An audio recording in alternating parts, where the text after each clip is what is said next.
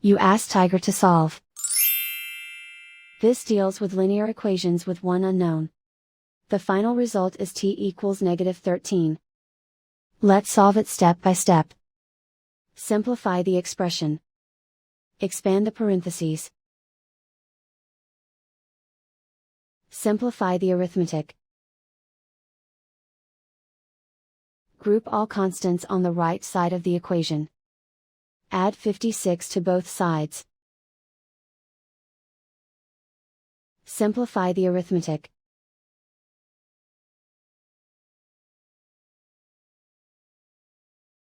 Isolate the t. Divide both sides by -4.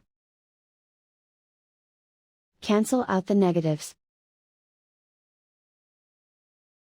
Simplify the fraction.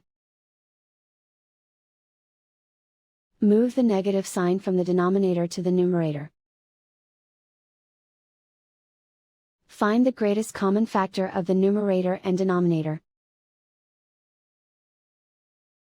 Factor out and cancel the greatest common factor. And so the final result is t equals -13.